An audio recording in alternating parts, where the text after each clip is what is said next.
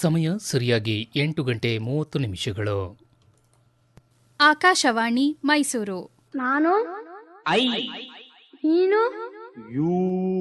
ಬಾನುಲಿ ಇಂಗ್ಲಿಷ್ ಪಾಠ ರೇಡಿಯೋ ಸರಣಿ. ಬಿಸಿಲೇ ಇರಲಿ, ಸನ್ಲೈಟ್ ಲೆಟ್ ಕಮ್, ಮಳೆಯೇ ಬರಲಿ, ರೈನ್ ಲೆಟ್ ಇಟ್ ಕಮ್, ಕಾಡಲ್ಲಿ ಮೇಡಲ್ಲಿ ಅಲೆಲೆ, forest mountain I go roaming. ಪ್ರಸ್ತುತಿ ರಾಜ್ಯ ಪ್ರಶಸ್ತಿ ಪುರಸ್ಕೃತ ಆಂಗ್ಲ ಭಾಷಾ ಉಪನ್ಯಾಸಕ ಸದಾನಂದ ಆರ್. ಕನ್ನಡದಲ್ಲಿ ಕ್ಷಮಿಸು ಎನ್ನುವೆ, ಇಂಗ್ಲಿಷ್ನಲ್ಲಿ ಸಾರಿ ಎನ್ನುವೆ. ಬಾನುಲಿ ಇಂಗ್ಲಿಷ್ ಪಾಠ ತರಗತಿಗೆ ಸ್ವಾಗತ ಎಲ್ಲ ಪ್ರಿಯ ಕೇಳುಗರಿಗೆ. ವೆಲ್ಕಮ್ ಟು ಬಾನುಲಿ ಇಂಗ್ಲಿಷ್ ಪಾಠ. ಪ್ರಿಯ ಕೇಳುಗರೆ, ಇದು ಈ ಸರಣಿಯ 4ನೆಯ ತರಗತಿ. ಮೊದಲ 3 ತರಗತಿಗಳಲ್ಲಿ ನಾವು ಇಂಗ್ಲಿಷ್ ಭಾಷೆಯ ಬಳಕೆಯ ಕೆಲವು ಮುಖ್ಯ ಅಂಶಗಳನ್ನು ಅರ್ಥ ಮಾಡಿಕೊಳ್ತಾ ಬಂದಿದ್ದೇವೆ.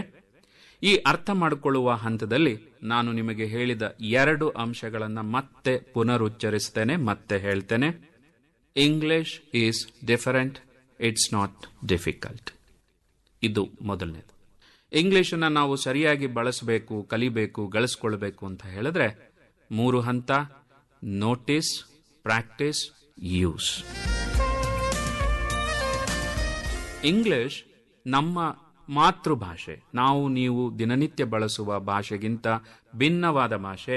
ಹಾಗಾಗಿ ಒಂದಿಷ್ಟು ಗಮನವನ್ನು ಕೇಳುತ್ತೆ, ಒಂದಿಷ್ಟು ತಾಳ್ಮೆಯನ್ನು ಕೇಳುತ್ತೆ, ಒಂದಿಷ್ಟು ಅಭ್ಯಾಸವನ್ನು ಕೇಳುತ್ತೆ.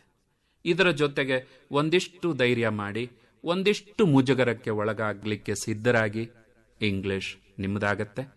ಇಂಗ್ಲಿಷ್ ನಿಮ್ಮದಾಗಿಸುವ ಪ್ರಕ್ರಿಯೆಯಲ್ಲಿ ನಾನು ನಿಮ್ಮೊಂದಿಗೆ ಇದ್ದೇನೆ. ನೀವು ಕೇಳ್ತಾ ಇದ್ದೀರಿ ಬಾನುಲಿ ಇಂಗ್ಲಿಷ್ ಪಾಠ. ಈ ಸರಣಿಯಲ್ಲಿ ಇದು 4ನೇ ತರಗತಿ.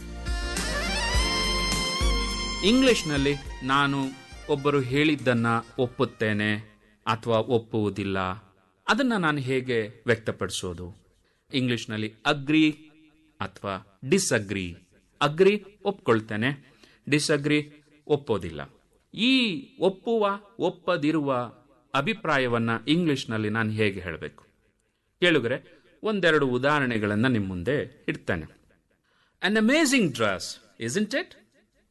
Yes, it is. ನೋಡಿ, an amazing dress, isn't it? Yes, it is.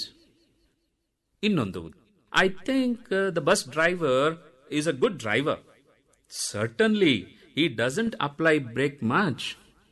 ನೋಡಿ, ಅವನು ಒಳ್ಳೆ driver. Certainly, he doesn't apply brake much.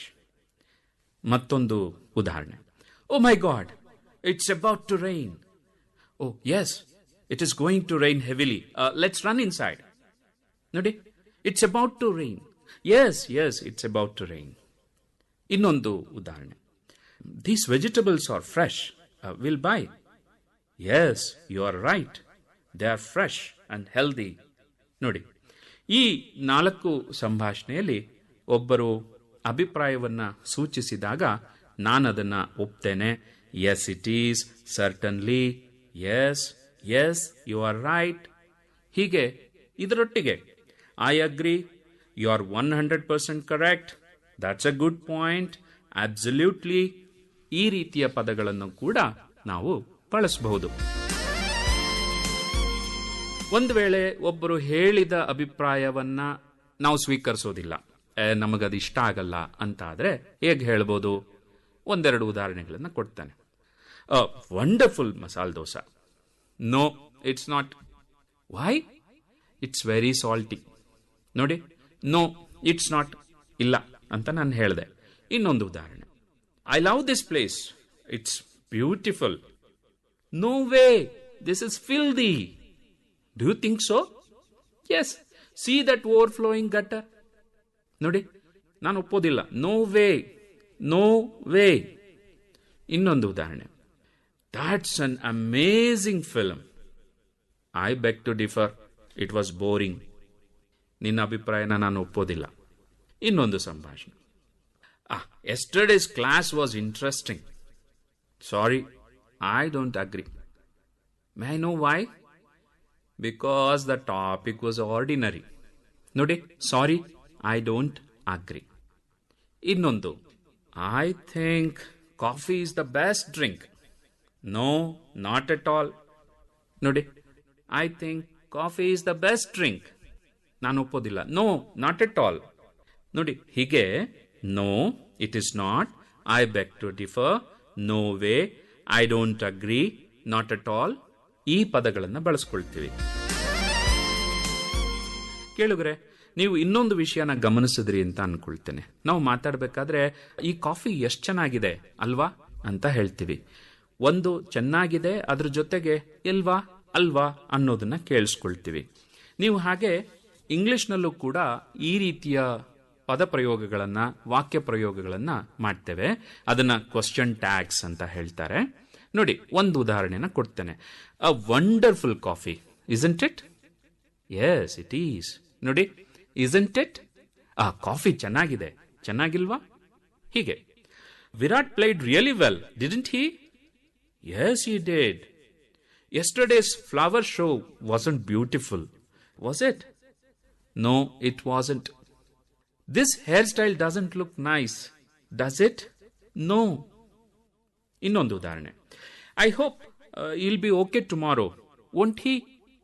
Yes, he will be. It wasn't a great match, was it? No, it wasn't.